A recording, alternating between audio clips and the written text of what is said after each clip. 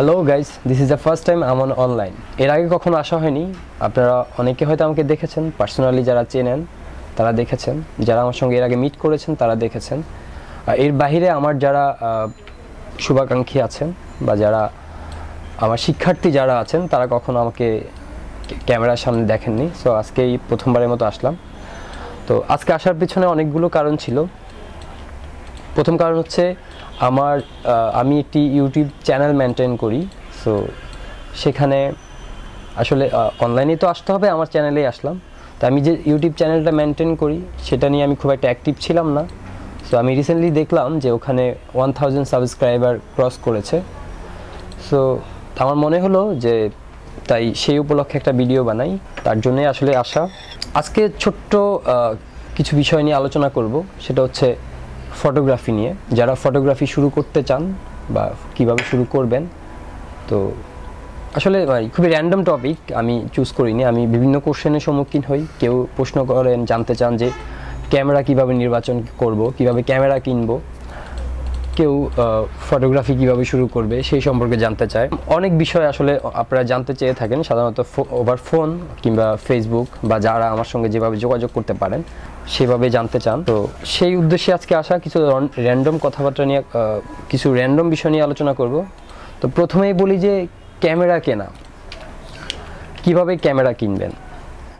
তো ক্যামেরা কেনা নিয়ে আমি যদি আপনাদের ভয় পাইয়ে দিতে পারি, কারণ ক্যামেরা নির্বাচন করা আসলে খুবই একটা কঠিন একটা কাজ। ভালোভাবে যদি নির্বাচন না করতে পারেন আপনি ঠকে যেতে পারেন।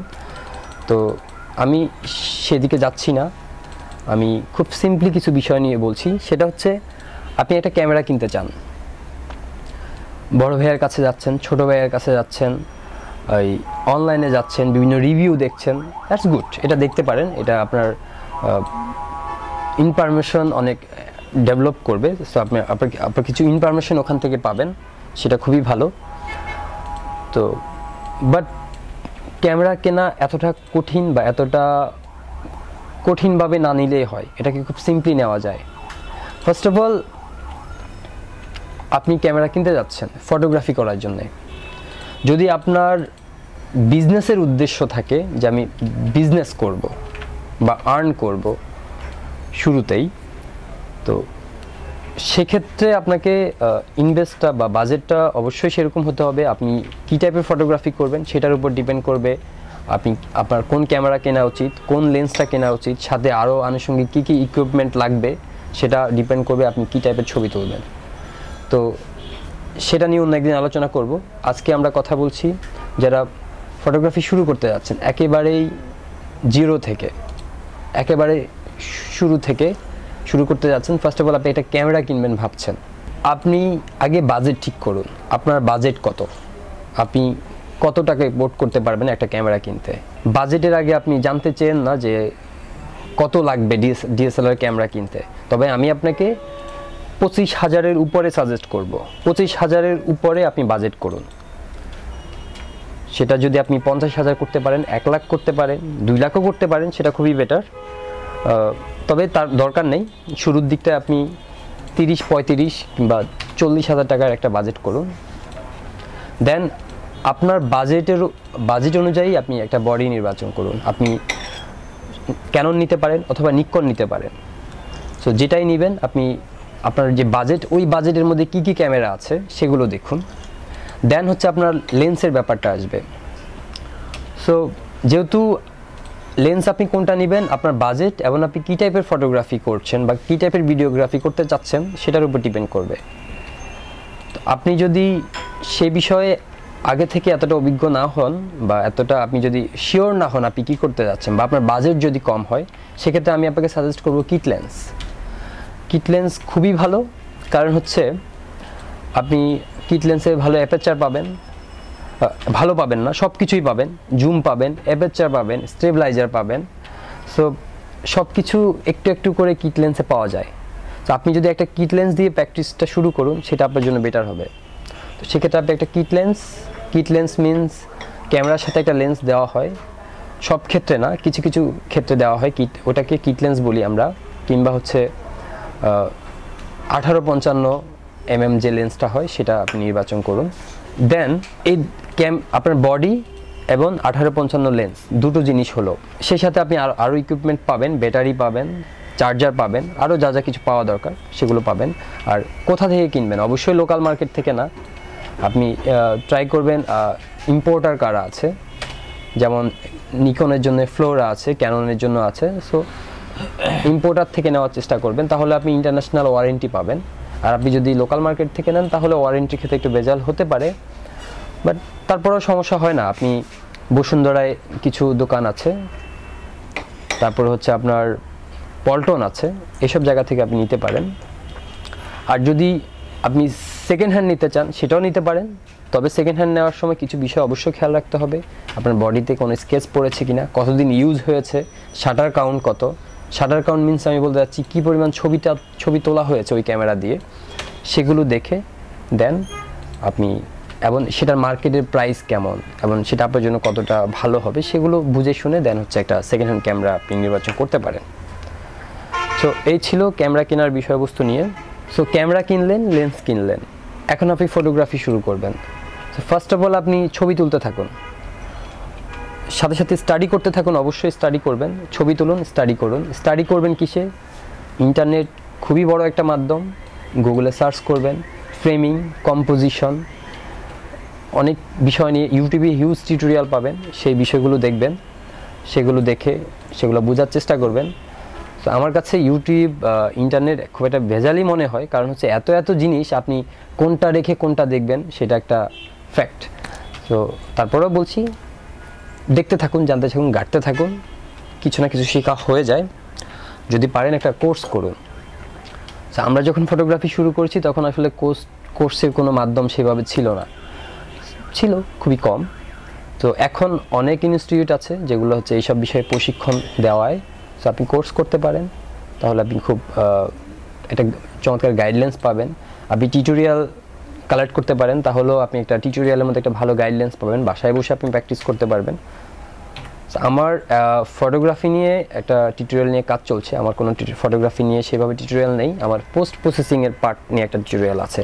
সো আপনি ছবি তুলতে থাকুন, ফ্রেমিং, কম্পোজিশন, লাইটিং ইত্যাদি ইত্যাদি বিষয় নিয়ে ঘাটুন, এবং যে ছবিটি তুলুন সেটাকে অবশ্যই এডিট করার চেষ্টা করুন। এডিট বলতে আমি ফটোশপ বোঝাচ্ছি না, যে ফটোশপে আপনি ওই কালার মেরে, কালার ইফেক্ট মেরে চমৎকার পোস্টার কালার ছবি করে ফেলবেন, মোটেই সেটা নয়।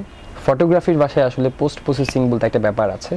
তো সেখানে যতটুকু এডিট প্রয়োজন বা যা করা উচিত সেটুকুই করুন, সেটাও শিখুন, শিখলে আপনি ভালো করতে পারবেন।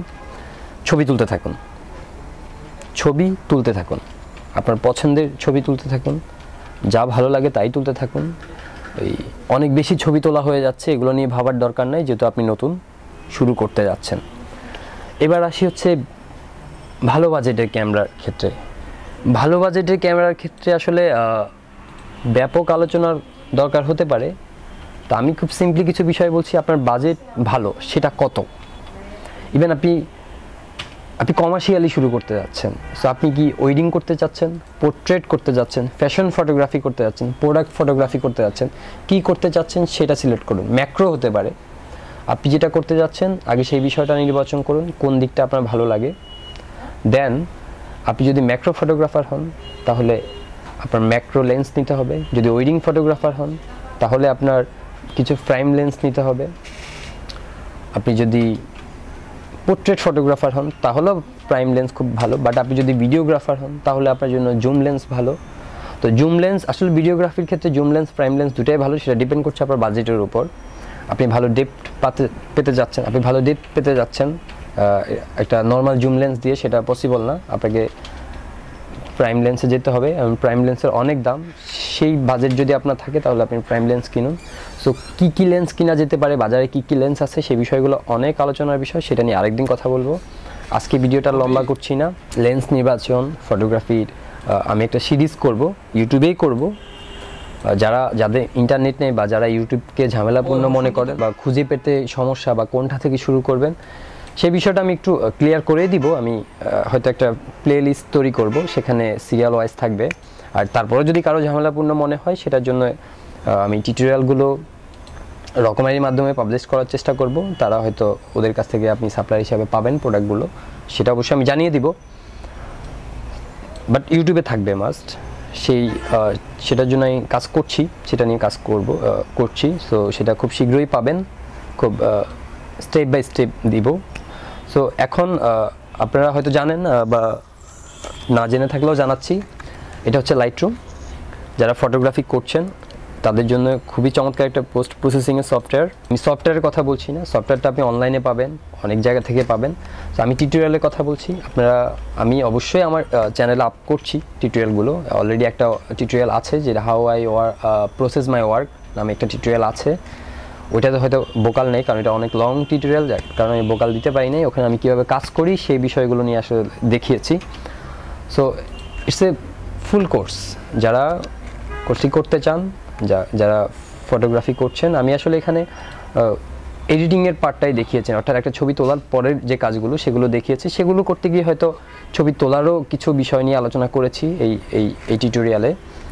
এখানে একটা ফুল কোর্স আছে, আপনি বাসায় বসে কোর্সটি করতে পারবেন। জাস্ট ডিভিডিটি কালেক্ট করবেন রকমারি.com থেকে, দেন আপনি বাসায় বসে কাজটি করতে পারবেন, শিখতে পারবেন। এখানে সফটওয়্যারও দেওয়া আছে, ভিডিও প্লেয়ার দেওয়া আছে, প্রিসেট দেওয়া আছে, যা যা দরকার আসলে আপনার অনুশীলনের জন্য সব কিছু এখানে দেওয়া আছে।